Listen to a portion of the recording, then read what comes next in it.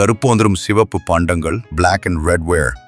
BRW ஒரு விரிவான பார்வை கருப்பு மாறும் சிவப்பு பாண்டங்கள் BRW இந்திய துணைக்கண்டத்தின் தொல்லியல் வரலாற்றில் மிக முக்கியமான ஒரு மட்பாண்ட வகையாகும். இவை பெருங்கற்காலம் மற்றும் இரும்பு காலத்தை சேர்ந்த மக்களால் பரவலாக பயன்படுத்தப்பட்டவையாகும். இந்த பாண்டங்களின் தனித்தன்மை அவற்றின் நிற அமைப்பில் உள்ளது. உட்புறம் கருப்பாகவும் வெளிப்புறம் சிவப்பாகவும் காணப்படும். சில பாண்டங்களில் வெளிப்புறத்தின் வாய் அல்லது விளிம்பு பகுதியில் 3 முதல் 4 சென்டிமீட்டர் வரை கருப்பு நிறமாக இருக்கலாம். பண்புகள் மற்றும் தயாரிப்பு முறை. நிற அமைப்பு. இந்த பாண்டங்களின் தனித்துவமான அம்சம் அதன் இரட்டை நிறம். உட்புறம் கரிய நிறத்திலும் வெளிப்புறம் செந்நிறத்திலும் இருக்கும். இது ஒரு சிறப்பு தயாரிப்பு முறையின் விளைவாகும். தயாரிப்பு முறை டிஃபரன்ஷியல் ஃபயரிங். இந்த பாண்டங்கள் ஒரு சிறப்பு அண்டன்ட் ஃபயரிங், இன்வெர்டட் ஃபயரிங் அல்லது வேறுபட்ட ஃபயரிங், டிஃபரன்ஷியல் ஃபயரிங் முறையில் தயாரிக்கப்படுகின்றன.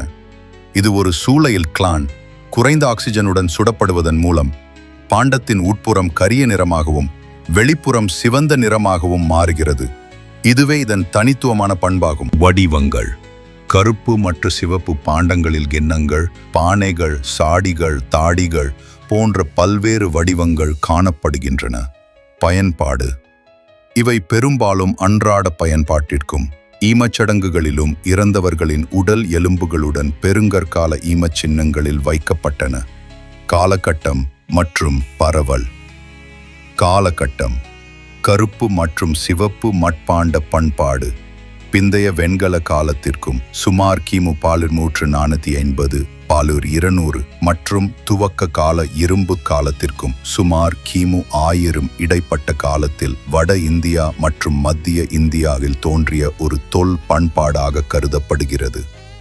சில ஆய்வுகளின்படி வட இந்தியாவில் இரும்பு காலத்தில் கிமு 1800 இடைப்பட்ட காலத்தில் அறியப்பட்டதாக கருதப்படுகிறது.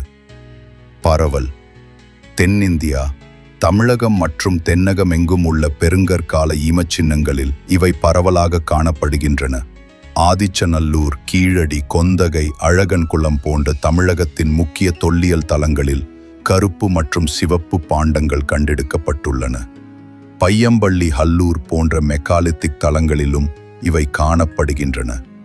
வட இந்தியா மற்றும் மத்திய இந்தியா, ராஜஸ்தான், குஜராத், மகாராஷ்டிரா, உத்தரப்பிரதேசம் போன்ற மாநிலங்களில் உள்ள பல்வேறு தலங்களில் இவை கண்டறியப்பட்டுள்ளன. குறிப்பாக சிந்துவெளி நாகரிகத்தின் பிந்தைய கால தலங்களான அரப்பா, லோத்தல், சோம்நாத், பெட் துவாரகா போன்ற இடங்களிலும் இவை கண்டெடுக்கப்பட்டுள்ளன.